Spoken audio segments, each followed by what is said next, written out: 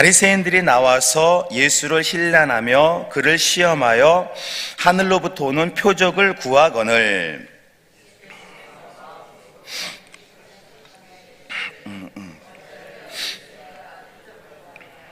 내가 진실 너에게 이르노니 이 세대에 표적을 주지. 합독하겠습니다. 그들을 떠나 다시 배에 올라 건너편으로 가시니라. 아멘. 되게 보통의 사람들은 누구나 기적을 기대하며 살아갑니다. 언젠가는 내 삶에 큰 기적이 나타나지 않을까라는 마음으로 사는 것이죠. 그래서 로또를 왜 합니까? 확률이 낮아도 그래도 혹시 몰라 하는 그런 기대감으로 그렇게 로또를 하기도 하는 것이죠. 그런데 성경은 우리들이 사는 매일이 기적의 연속이고 또 예수님을 믿게 되어진 것이 진정한 기적이다라고 그렇게 말씀해주고 있습니다. 성경에서의 기적은 어떻게 표현되어지곤 합니까? 표적이라는 단어로 그렇게 나타낼 때가 있습니다. 그리고 이 표적이란 단어를 이제 영어로 하면은 사인이라고 합니다. 사인. 즉 이 기적이라는 것은 기적 자체가 목적이 아니라 하나님의 영광을 드러내는 수단이 되는 것이고요. 또 우리의 마음이 변화를 받아서 하나님의 말씀을 받아들이기 위한 그런 목적을 가지고 있다라는 것이죠. 그래서 우리들이 기적을 기대하고 사모하고 추구해야 하지만 바로 그 기적을 통해서 하나님의 영광을 경험하고 기뻐하고 나타내는 것, 바로 이것이 표적의 목적임을 잊지 않고 살아야 하는 것입니다. 오늘 이 본문 이전에 우리 예수님께서는요, 그야말로 기적의 연속이었습니다. 무려 4,000여 명을 겨우 이제 떡 7개로 풍족하게 먹이신 일명 칠병이어의 사건을 바로 우리 주님께서 보여주셨고요. 또 바로 그 전에는 오병이어의 그 참 놀라운 기적도 우리 주님이 보여주셨습니다. 아마 이 소식은 온 이스라엘 지경에, 심지어 예루살렘의 종교 지도자들의 귀에까지 들릴 정도로 엄청난 그런 기적들을 우리 주님께서 보여주셨던 것입니다. 자, 그런데 오늘 본문에 어떤 사람들이 이제 어떤 것을 요구합니까? 우리 본문의 11절 말씀, 우리 본문 11절 함께 읽겠습니다. 바리새인들이 나와서 예수를 표적을 구하거늘. 아멘. 바로 저 바리새인들이요, 예수님이 계신 곳까지 와서 무엇을 말합니까? 하늘로부터 오는 표적을 좀 보여주십시오. 우리가 당신이 지금 계속 이렇게 고치고 치유하고 먹이시고 한다는데 한번 나한테도 그 표적 좀 보여주십시오라고 그냥 생뚱맞게 예수님 앞에 그렇게 말을 했다라는 거예요. 여러분, 세상에서의 이 마법 같은 것은 회중의 요구대로, 회중의 기쁨을 위해서 이제 이렇게 눈속임을 하는 것이죠. 그러나 성경은, 기적은 어떻습니까?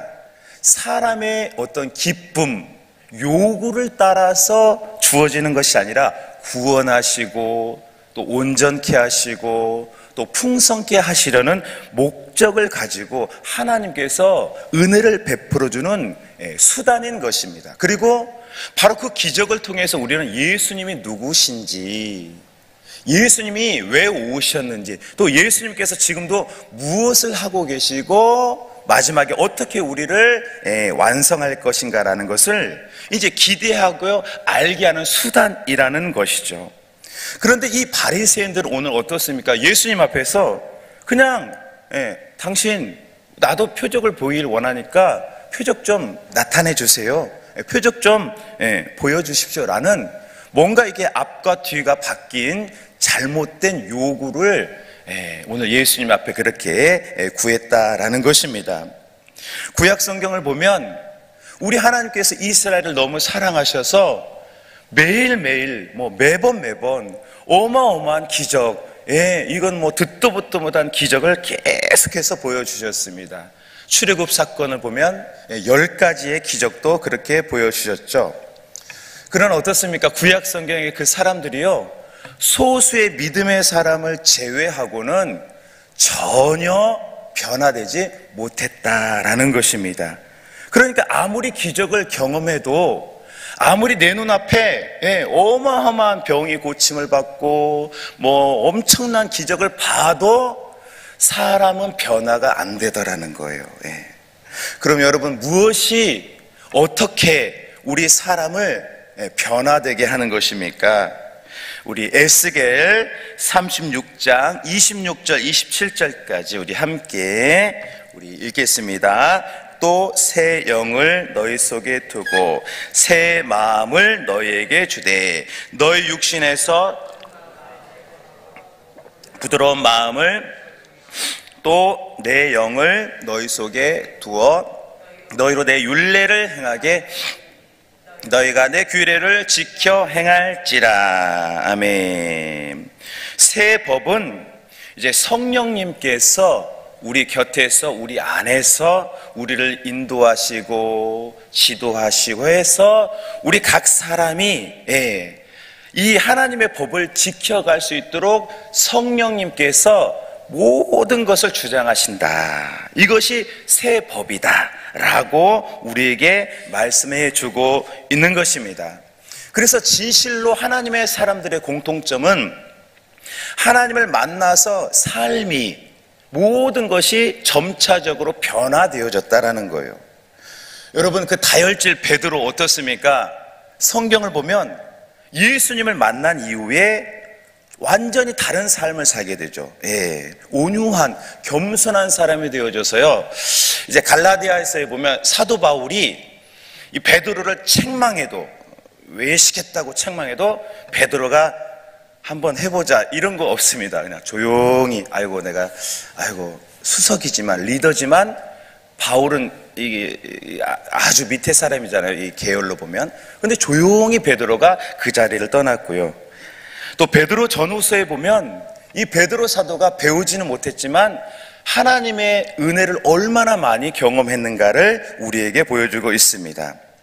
또 구약시대 야곱은 어떻습니까? 욕심 많고 발 뒤꿈치를 잡은 사람이었지만 하나님을 개인적으로 만나니까, 브니엘에서 만나니까 이스라엘이 되어져서 하나님의 놀라운 축복의 사람, 어마어마한 삶을 살았다라는 것이죠.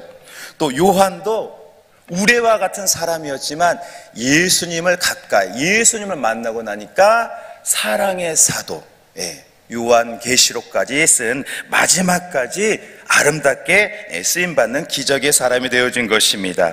그렇습니다. 하나님의 사람은 주님을 만난 이후에는 때로 내 삶에 기적이 드러나지 않을지라도 주님을 노래하고 주님을 기뻐하고 그렇게 살게 되는 것입니다. 그렇기 때문에 우리들은 여전히 나와 함께 하시는 예수님, 또 내 안에 새 법이 여전한가, 내 안에 성령께서 내 안에 처소에 계신가, 하나님이 멀리 계신 것이 아니고 내 안에 여전히 나와 동행하는 것을 우리가 끊임없이 이제 조명해보고 확인하고 기도하고 나아가야 하는 것입니다. 초대교회 성도들 이후에 보게 되어지면 로마 황제의 엄청난 탄압을 받았다라고 하죠. 그래서 기독교인들이 어떻게 했습니까? 지하에 굴을 파서 그렇게 숨죽이고 예배하고 살았습니다. 모든 종교가 혼합주의로 그렇게 살았지만 기독교만은 유일신앙, 오직 예수로 살았기 때문에 엄청난 박해와 핍박을 그렇게 받았었습니다. 그래서 이제 콜로세움이라는 대형 경기장에서 기독교인들을 몰아놓고 십자가, 또 사자의 밥이 되기도 하는 역사가 그런 실제적으로 나타나게 되었습니다. 그런데 이때 초대교회 성도들은 기적이 나타나지 않아도 끝까지 예수님을 바라보고 승리했다라는 것입니다. 결코 좌절하지 않았습니다. 그래서 그 이후에 콘스탄틴 황제가 기독교를 공인하고 또 로마가 기독교를 받아들이고 기독교 국가로 변화되어지는 그런 결과를 맞이하게 되어졌던 것입니다. 기적만을 바라는 신앙은 좋은 열매를 맺을 수가 없습니다.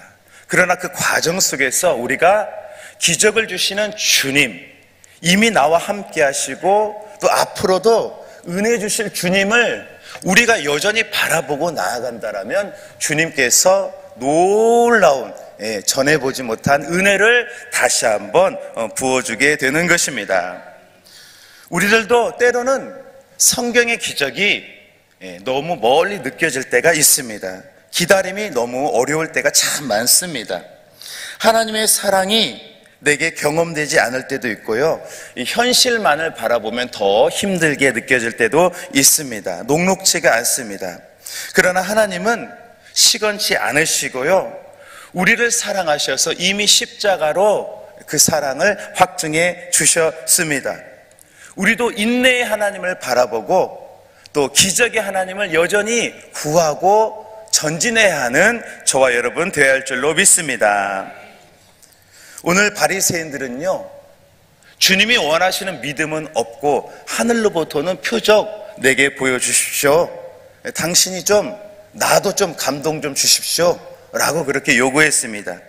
그러나 예수님께서는 어떻게 하셨습니까? 마태복음을 보면 나는 요나의 표적밖에 보여줄 것이 없다라고 그렇게 말씀을 하셨어요. 그러니까 모든 기적, 최고의 기적은 왕이신 예수님께서 십자가 지시고 부활하신 것, 이것이 기적의 종착이다, 이것이 최고의 놀라운 기적이다라고 우리 주님께서 말씀해 주신 것입니다. 우리들도 이 세상을 살아가다 보면 주님을 놓칠 때가 있습니다. 복을 기대하고 또 비교하고 살아가다 보면 내게 주셨던 예수님의 은혜를 놓치고 또 나와 함께 하시는 예수님을 잃어버릴 때가 있다라는 것입니다. 그러나 우리 삶에 때로는 폭포수 같은 기적이 없을지라도, 때로는 하나님의 말씀이 더디 느껴진 것 같을지라도 주님은 나를 변화시키시고 나로부터 복이 흘러가게 하실 줄로 믿습니다. 오늘 예수님을 따랐던 사람들은 제자였고 무명의 소수의 사람들이었습니다. 그들은 기적을 보고 간 것이 아니라 예수님을 따랐더니 그때마다 믿음이 성숙되어지고 복의 사람이 되어지고 이제는 기적의 통로로 그렇게 쓰임 받았던 것을 보게 되어지는 것입니다. 저와 여러분들도 그런 기적의 통로가 되는 우리가 되기를 소망합니다. 어린 아기들은 때로는 아빠의 손을 기대할 때가 있습니다. 오늘 저녁에 아빠가 뭘 사오실까, 또 어떤 장난감을 사오실까라는 생각을 할 때가 있습니다. 물론 부모님을 너무 사랑하지만 때로는 엄마 아빠의 손을 볼 때가 있습니다. 그러나 어떻습니까? 엄마 아빠는 이미 다 주죠. 모든 것을 주는 것이 엄마 아빠의 사랑, 또 부모와 자식 관계가 아니겠습니까? 우리도 그렇습니다. 하나님의 손, 하나님의 기적만을 구하다 보면 하나님의 마음, 하나님의 얼굴을 놓칠 수가 있습니다. 어른이 되어지면 기적이 아닌 하나님의 뜻을 헤아리고 나아갈 때에 저와 여러분들이 기적의 주인공, 기적의 통로가 되어지는 줄로 믿습니다. 이제 오늘 예수님은요, 계속해서 기적을 보여주셨습니다. 그러나 바리새인들을 위한 기적은 전혀 행하지 않으셨습니다. 제자를 세우고 사람을 치유하고 천국 복음을 드러내시고 수많은 기적을 계속해서 믿음의 사람들에게 보여주셨습니다. 오늘도 나와 함께 하시고 또 무엇보다도 내가 성장되기를 원하시는 예수님을 바라보고 묵묵히 우리 모두가 삶의 자리에서 승리하는 주님의 축복의 통로, 주님의 귀한 사람, 하나님의 말씀이 다 성취되어지는 저와 여러분 되시기를 주님의 이름으로 축원합니다. 아멘. 우리 기도하겠습니다.